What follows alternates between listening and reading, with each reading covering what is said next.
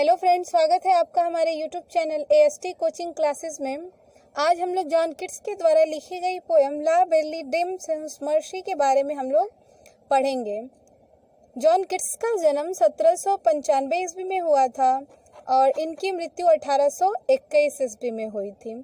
UP board class 12 का English poetry में यह चैप्टर 6 है। इस कविता में कवि ने शस्त्रों से सुसज्जित एक योद्धा का वर्णन किया है, जिसे एक दया रहित स्त्री ने यानी कि एक निर्दयी स्त्री ने धोखा दे दिया था।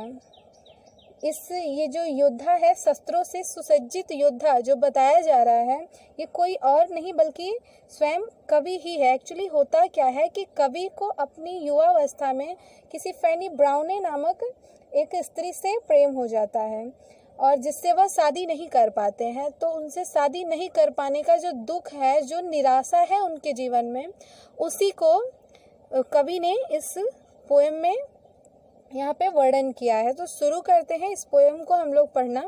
ध्यान से आप लोग पढ़िएगा। इस पोएम में प्रश्न पूछा जाता है। कवि जो है उस योद्धा से, शस्त्रों से सुसज्जित योद्धा से कुछ प्रश्न करते हैं और फिर बाद में वो योद्धा उन प्रश्नों का जवाब देते हैं और बताते हैं कि वो क्यों इतने निराश है। तो शुरू करते हैं इस पोएम को हम लोग।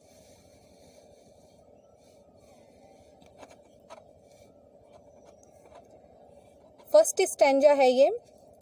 ओ what can ail thee knight at arms alone and palely loitering. Question mark लगा है यहाँ पर। यहाँ पे पूछा जा रहा है, कवि यहाँ पे प्रश्न करते हैं उस शस्त्रों से सुसज्जित उन योद्धा से कि ओ शस्त्रों से सुसज्जित योद्धा, नाइट एट आर्म्स, इसका अर्थ होता है शस्त्रों से सुसज्जित योद्धा। थी यानी कि तुम्हें, एल यानी कि कष्ट या फिर दुख, व्हाट यानी कि क्या।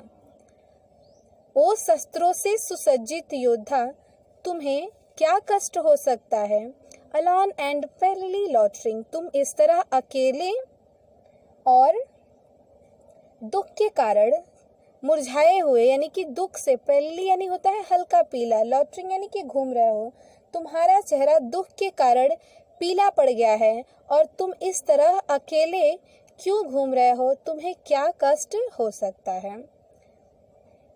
The siege has withered from the lake and no bird sing।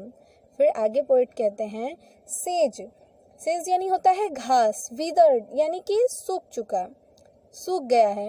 Lake, lake यानी होता है झील, एंड नो बर्ड सिंग। अब इस लाइन में कवि कह रहे हैं कि जो घास है, जो झील की घास है, वो अत्यधिक ठंड के कारण सूख चुकी है और कोई पक्षी भी गाना नहीं गा रहे, कोई पक्षी भी गा नहीं रहे हैं। फिर भी तुम इस तरह अकेले और मुरझाए हुए क्यों इधर उधर घूम रहे हो। अब सेकंड स्टैंजा को हम लोग पढ़ते हैं। O what can ail thee knight at arms so haggard and so woebegone the squirrel's granary is full and the harvest done.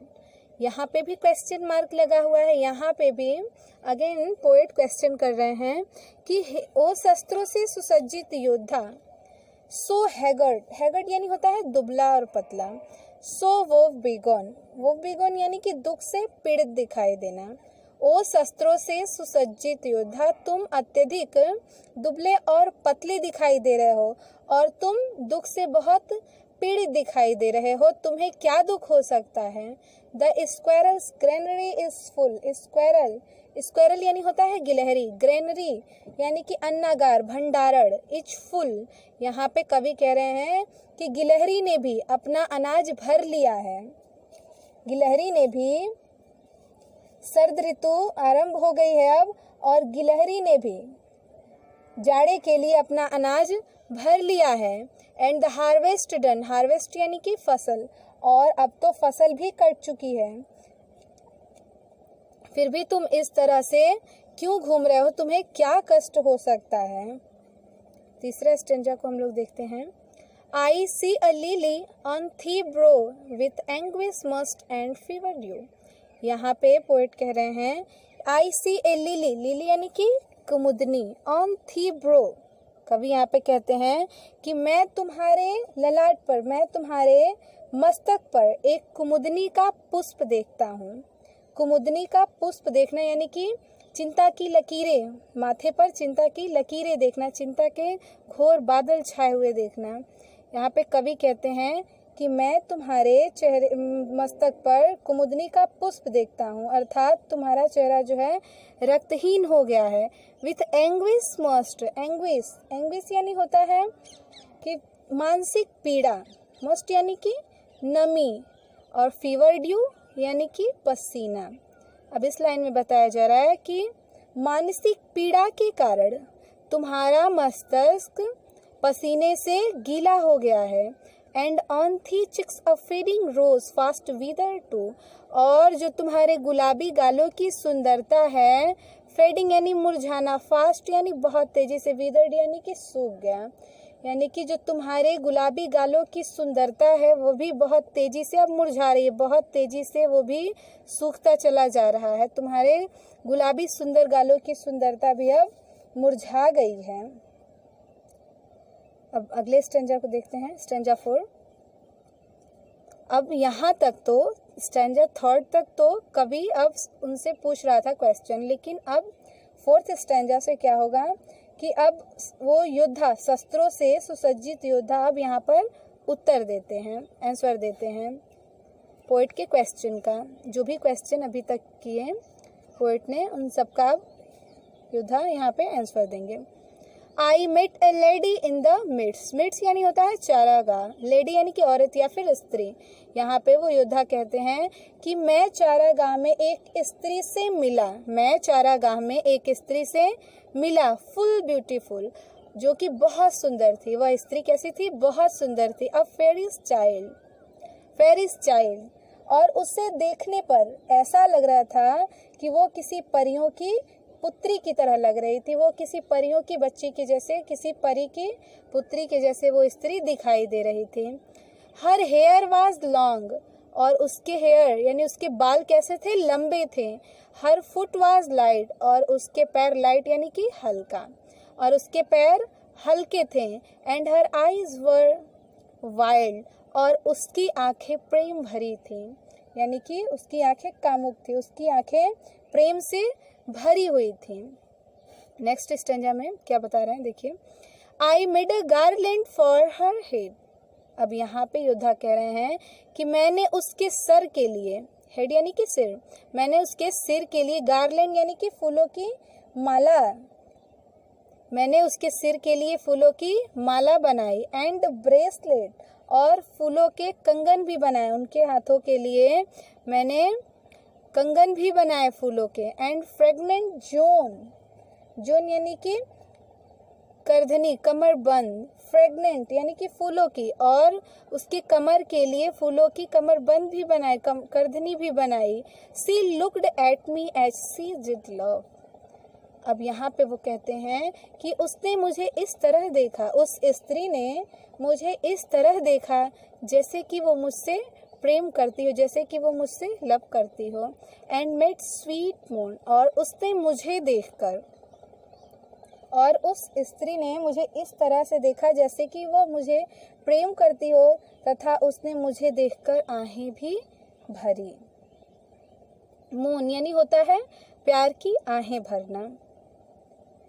I set her on my pacing steed and nothing else saw all day long, अब यहाँ पे योद्धा कहते हैं कि मैंने उसे अपने पेसिंग स्टीड यानी कि पेशिंग यानी कि तीव्र गति से चलना, और स्टीड यानी कि घोड़ा, मैंने उसे अपने तीव्र गति से चलने वाले घोड़े के ऊपर बैठाया। And nothing else saw all day long, और मैंने उसके अलावा, उस स्त्री के अलावा पूरे दिन और कुछ भी नहीं देखा। यहाँ पे योद्धा कह रहे हैं कि मैंने उसे अपने तीव्र गति से चलने वाले घोड़े पर बैठा लिया, और दिन भर, ऑल डे लॉन्ग, और पूरे दिन मैं उसे ही देखता रहा, और उसके अलावा मैंने और किसी भी चीज को नहीं देखा। For sidelong would she bend and sing a faery's song, अब इस लाइन में बताया जा रहा है कि बेंड, बेंड यानी कि होता है झुकना, वह घोड़े पर एक तरफ झुक के बैठ गई and sing a faery's song, और एक परियों का गाना गाती रही। नेक्स्ट स्टैंजा पढ़ते हैं। She found me roots of really sweet and honey wild and manna dew, and sure in language strange she said I love thee true। यहाँ पे बता रहे हैं योद्धा कि उसने मुझे रूट्स यानी कंदमूल, रेलिस यानी स्वादिष्ट, स्वीट यानी कि मीठा, उसने मुझे मीठा और स्वादिष्ट कंदमूल फल दिए खाने के लिए, एंड हनी वाइल्ड और जंगली शहद और प्राकृतिक शहद, हनी वाइल्ड यानी कि और प्राकृतिक शहद, शुद्ध प्राकृतिक शहद दिए, स्वादिष्ट कंदमूल दिए, एंड मन्ना ड्यू और एक प्रकार का दैवीय भोजन भी दिया। मन्ना ड्यू यानी कि एक प्रकार का दैवीय भोजन। And sure in language strange she said. अब यहाँ पे योद्धा बता रहा है कि निश्चित ही उसने अपनी उस अजीब भाषा में, स्ट्रेंज यानी कि अजीब, लैंग्वेज यानी कि भाषा, और निश्चित ही उसने अपनी उस अजीब भाषा में यही कहा, आई लव थी ट्रू, मैं तुम्हें सच्चा प्रेम करती हूँ। नेक्स्ट स्टैंजा देखते हैं। She took me to her elfin grot, and there she wept and sighed full sore, and there I shut her wild eyes with kisses for। अब यहाँ पे बता रहे हैं योद्धा कि वह मुझे टुक यानी कि ले गई, सी टुक मी टू हर एल्फिन ग्रॉट, एल्फिन ग्रॉट यानी कि रहस्यमयी गुफा, वह मुझे अपनी रहस्यमयी गुफा में ले गई, यानी वह स्त्री उन्हें अब अपने रहस्यमयी गुफा में ले गई। And there she wept and sighed full sore, और वहाँ पर वह रोई और उसने आहें भी भरी। And there I shut her wild eyes with kisses four, और मैंने वहाँ पर, सट यानी बंद करना, मैंने वहाँ पर उसकी प्रेम भरी आँखों को, जिस आँखों में प्रेम भरा हुआ था उसको मैंने बंद किया, यानी उसकी कामुक आँखों को मैंने बंद किया और 4 किस किए। And there she lulled me asleep, and there I dreamed, ah वो betide, the latest dream I ever dreamed on the cold hillside। और वहाँ पर सी lulled me asleep यानी कि lulled यानी कि लोरी गाना या फिर थपका कर, asleep यानी कि सुला देना, और वहाँ पर उसने मुझे लोरी गाकर थपका कर सुला दिया। एंड देयर्स आई ड्रीम, और वहाँ पर मैंने एक स्वप्न देखा, आह वो बिटाइड। अब आह वो बिटाइड यानी इसका अर्थ है कि अब योद्धा अपने उस भयावह स्वप्न को याद करके कह रहे हैं कि मुसीबत आ पड़ी। द लेटेस्ट ड्रीम, यह मेरा पहला स्वप्न था। I ever dreamed on the cold hill side. अब यहाँ पे कह रहे हैं योद्धा कि इस कोल्ड हिल साइड पर, इस ठंडी पहाड़ी पर मेरा यह पहला और अंतिम स्वप्न था। इससे पहले मैंने इस तरह का स्वप्न कभी भी नहीं देखा था। अब नेक्स्ट स्टैंजा को पढ़ते हैं हम लोग। I saw pale kings and princes too, pale warriors death pale were they all. अब यहाँ पे योद्धा कह रहे हैं कि मैंने देखा पेल किंग्स, किंग्स यानी कि राजाओं को, पीले चेहरे वाले राजाओं को देखा, राजकुमारों को देखा, योद्धाओं को देखा। मैंने एक ऐसे राजाओं को, ऐसे राजकुमारों को और ऐसे योद्धाओं को देखा जिनके चेहरे पीले पड़ गए थे। डेथ पेल वर दे आल, और वे सारे लोग इस तरह से लग रहे थे कि जैसे कि उनकी मृत्यु हो चुकी है और मृत्यु के कारण उनके चेहरे पीले दिखाई दे रहे हैं। They cried La Belle Dame sans Merci hath thee in थ्रेल, और वे लोग चिल्लाएं कि वह सुंदर और निर्दयी स्त्री ने तुम्हें भी अपने जाल में फंसा लिया। थ्रेल यानी कि दास बनाना, तुम्हें भी उस स्त्री ने अपना दास बना लिया। I saw their starved lips in the gloom with hurried warning gaped wide। अब यहाँ पे योद्धा बता रहे हैं कि I saw their starved lips, मैंने starved lips यानी कि भूख से व्याकुल, lips यानी कि ओठ, gloom यानी कि धुंधला, मैंने उनके उस भूख से व्याकुल ओठ को अंधकार में देखा। धुंधले में मैंने भूख से व्याकुल उनके ओठ को देखा। With horrid warning gapped wide, जो थोड़े से खुले हुए थे और बहुत भयावह, वार्निंग यानी कि बहुत भयावह चेतावनी दे रहे थे। वार्निंग यानी कि चेतावनी, हरिड यानी कि भयावह, और बहुत भयानक चेतावनी दे रहे थे। And I awoke and found me here on the cold hill side, और मैं तभी जाग गया। एंड फाउंड मी, और मैंने खुद को यहाँ पाया। On the cold hill side, इस ठंडी पहाड़ी पर। And this is why I sojourn here, sojourn यानी कि रुका हुआ, ठहरना, और इसी कारण मैं यहाँ पर रुका हुआ हूँ, मैं यहाँ पर ठहरा हूँ। अलोन एंड पेली लॉटरिंग, अकेले और इस तरह से मुरझाया हुआ चेहरा लेकर मैं इधर उधर यहाँ पर घूम रहा हूँ। दो द सीज has wither from the lake and no birds sing, यद्यपि जो झील की घासें हैं वो ठंडी के कारण, अत्यधिक ठंड के कारण सूख चुकी हैं और कोई पक्षी भी नहीं गा रहे हैं, फिर भी मैं इस पहाड़ी पर, इस ठंडी पहाड़ी पर इधर उधर घूम रहा हूँ। मेरे यहाँ पर रुकने का कारण, यहाँ पर घूमने का कारण यही सब है। तो इस तरह से ये पोएम ख़त्म हुआ। बहुत अच्छी पोएम्स है ये। अगर आप लोगों को पसंद आए तो प्लीज़ इसे ज़्यादा से ज़्यादा शेयर करें और लाइक भी करें। और जो भी इस पोएम को लेकर कमेंट्स हैं आपके माइंड में, जो भी विचार हैं हमारे इस वीडियो के बारे में, प्लीज़ कमेंट्स में हमको ज़रूर बताएं। और जिन्होंने अभी तक हमारे चैनल को सब्सक्राइब नहीं किया है तो प्लीज़ आप लोग सब्सक्राइब कर लीजिए। Thank you.